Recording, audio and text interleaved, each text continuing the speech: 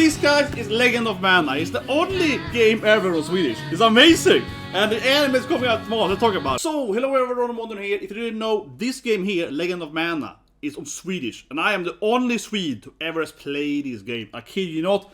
I'm not being hyperbolic. Maybe my city, but so let me explain my subscribe episode. Now we'll explain how this game here is incredibly rare. This game here is super rare. It has never been released in Sweden. And I think important source. There's a long story for this thing, and I'm gonna explain to you guys how true, JRPG, anime, manga fan, right, back in the days, right?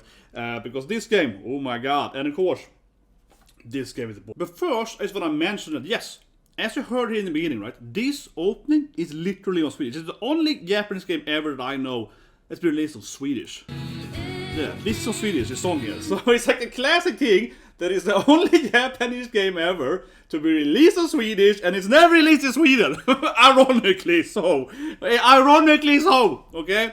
But I have the game, right? And it's a long story how I got the game. Because of course I collect JRPG games, so I have Legend of Mana, right? I got, Wild Arms. I got myself some more in this bag. Suikoden 2. This is probably my I'll show you the most expensive game I have here for PlayStation 1, I think. It's probably the most expensive game you can buy, I think, on PlayStation 1 in JRPG. Yeah, Suikoden 2 goes for like... I mean, you can see it's a really good condition. It's a PAL version, so it's a mold version too. This goes for like $200-300. So this is like a freaking Google stock here. Yeah, and this is... Honestly, yeah. It's kind of funny because this game I bought for $40, right? And today it's worth like maybe $200-300 if it's good. I mean, this is like perfect condition. I always keep it, I got them all in bags and so on, right? And here, of course, about my favorites, of course, Wild Arms 1 and so on, right? But those games were all released in Sweden, right? Or rather than Europe, right? This game, however, was never to Sweden, so I am, at least in my hometown, I am literally the only person that played this game. I'm sure someone in like Stockholm or whatever bought the game, right? Maybe, who knows? But I've never met a single Swedish person that's played this game, and I kid you not. Because again, if there's a Sweden, I'm going to tell you the full story here. First of all, guys, I am excited, right? Subscribe or whatever, so right? Because tomorrow we actually have the anime of this game, right? Of Legend of Mana. And I love this game, this franchise, right? Because of course, I'll talk about here now, but Seiken Densetsu or Trials of Mana. This is my favorite Super Nintendo game. I have it here because the remake, right? This game is amazing. I live a leap lower and I cried, right, to the remake. And this game is fantastic, right? This game, in my opinion, is the best JRPG there is to Super Nintendo. To PlayStation 1, I used to go for like maybe Dragon Story, Suikoden 2 as I have here, or Amazing Games and so on, right? But this is kind of where it starts, right? Let's first break you down some of the backstory here. So, back in the days, this honestly is still a case for Japan, but not that much anymore, right? Back in the days, right, you have 3 different levels of publication, right? So you have level 1, level 2, level 3 is called that, right? So level 1 is game like here. It's in Japanese, right? You don't get the translation. So for example, Seiken Densetsu 3 or Legend of Mana, right? Densetsu means legend, right? So or called Seiken of Mana 2 as they call them, right? Is a level 1 publication. It was never released outside of Japan, right? So that is hard to get, right? When you live in Sweden or Europe in general, and it's only Japanese. Level 2 games are games like Legend of Mana. So this game is actually released in America. So you can buy it in basically USA and Canada, right? So it's translated, but it's never released to Europe. So me, and this is like a little backstory of my life, right? But imagine, right? I'm this huge, manga anime fan, right? Love JRPG. You obviously, Japanese fan, right? Otaku, I want to play all this game, all the anime games, all right? This is my favorite game. This is my favorite game Super Nintendo, and I can't buy this game, but it is on English, but I can only buy it in Canada or something. So I bought it from Canada, so level 2 was very frustrating for us in Europe, right? Because games like Fantasy Tactics, that is super popular, FFT, one of the greatest games ever too, right? Never released to Sweden. Chrono Cross, right? Chrono Trigger was released. So all of my friends, everyone loved the Chrono Trigger, one of the best game ever, right? Never released in Sweden. So everyone's like, Chrono Cross was that game, right?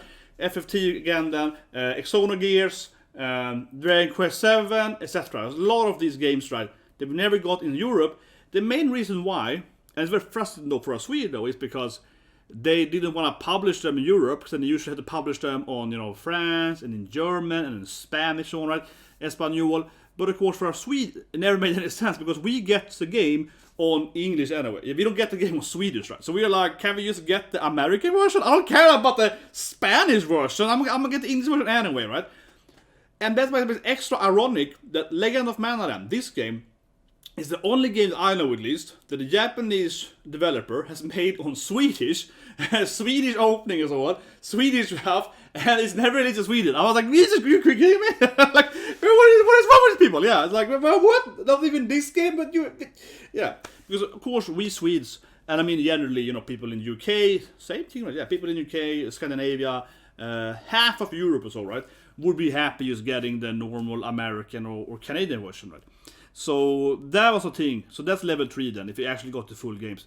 So growing up, basically the level 3 games of publication, right, from Japan, are the big hits, right? You know, FF7, 8, 9, 10, stuff like, so games like that, they would be published, you know, globally, right? Because they're the biggest selling points from like Squaresoft, Square Enix, and similar companies.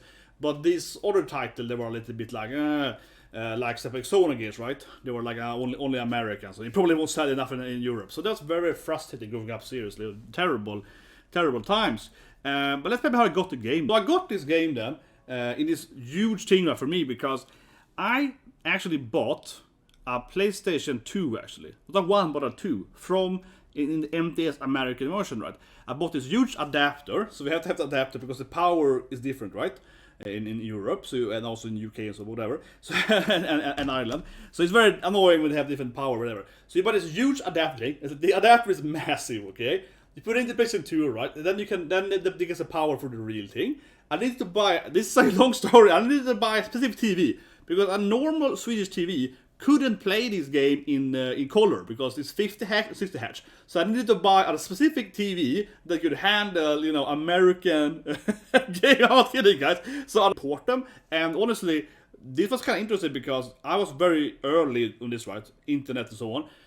So you couldn't. There was no eBay, right? There was no, you know, Amazon. You couldn't buy the game easily. So the way I found this place in Canada was that I read on some blog guy, like in Sweden, he was reviewing like FFT and so on. And I was like, where did you buy this game, right? Like, did you go to America, right? Or he's like, oh, I bought it from this Canadian site. Yeah, this is very, very early, before you had all this internet buying. There was no, you know, people could easily scam you, right?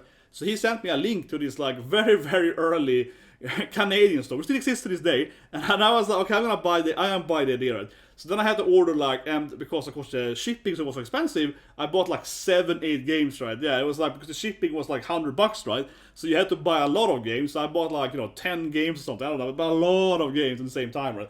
And of course, everyone called me a moron and crazy, they're gonna scam you, never get your money back. I actually kept buying from that store. So, because I had a PlayStation 2, the good part of the story, that's also why I'm wearing this shirt here. As you can see, I'm wearing my FF12 shirt, right, which I made. Which I think is really cool, right? Because the black and white stuff and so on. I could then actually import those games before. So even though you still had that, okay, more games were being released, right? In, you know, 1, 2, 3, Japan, America, Europe.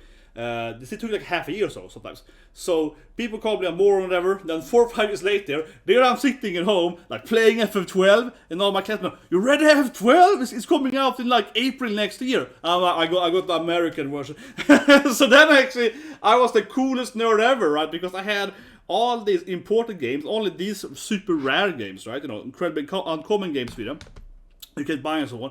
But I also bought, yeah, the level 2 games before they were turned into level 3, right, in Europe. So I had several games a month before they were released. So I was like super early. I was like, oh, I've already beaten those JRPG games. Anyway, that's the backstory, guys. How I, as a Swede, got to be the only Swedish guy to ever play this game. And I mean, seriously, the only people I know that have played this game, this version of the game, it has been re-released in a remake. I'm talking about this specific, you know, MTC release version. Or basically my friends to play the multiplayer at my place, right? I never talked about anyone else, because the other games like FFT and so on, a lot of people have imported, right? Classic games, yeah, Chrono Cross. But Legend of Mana, this franchise, I love the Mana games, and I've played Twisted Mana so on stream and so on, right? But this game is pretty shit. So I see when I watched anime. But honestly, this is probably the worst Mana game, right? So I remember buying this game, and I paid like $120 for it or whatever, right? I paid, you know, twice the money, because it was out for a few years before I bought it. The price has gone up, right? Instead of going down from $50, it was like $100+. with shipping and so on. So I paid like twice the price to buy this game that are normal people would buy in America, right? Because I loved this game, my favorite chess game, so much, right? And I get this game, and I play with my friend, my like adoptive brother friend guy, we handled him. Anyway, so we played together, right? Told him on the video, and we hated it. No, but the game is way worse than Legend of Man. This game isn't terrible, but Seiken, this is a 3 then, well, this is a 4 then, Seiken is a 4.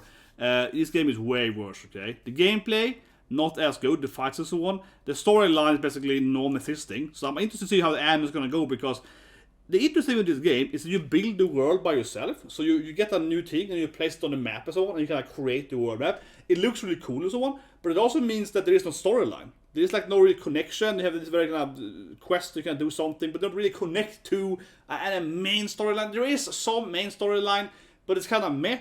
I think that the third game, right, the game before, with the Kevin storyline, right? If you can One Piece level of storyline, we got the Kevin, his best friend dies, Angela, her mom betrays her, Duran's father turned into this monster, and his friends gets killed, and like Seiken has an amazing storyline, right? The game before, you play as different character, different aspect, perspective, different end bosses. It's an amazing game. You play a bit high and so on.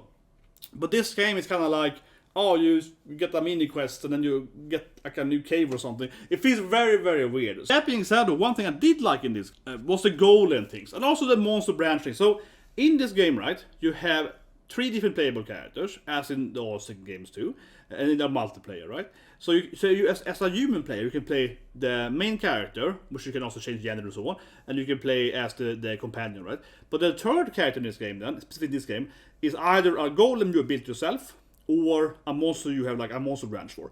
And this is very interesting because the golem, you can Tetris build it, and you can give it a build and so on. So I really like how you customize the third member of your crew in this game. That was really good.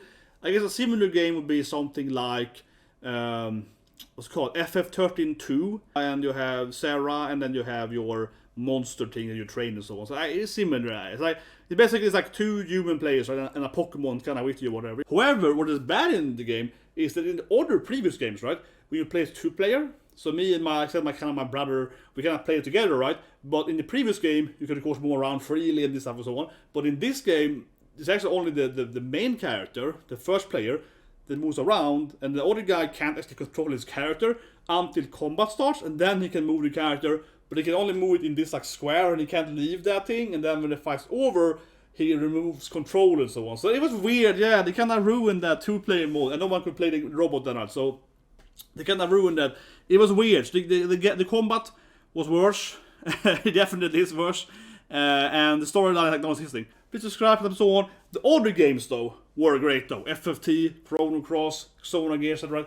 Those games were well worth the money though to buy and so. But I guess you guys have a great day.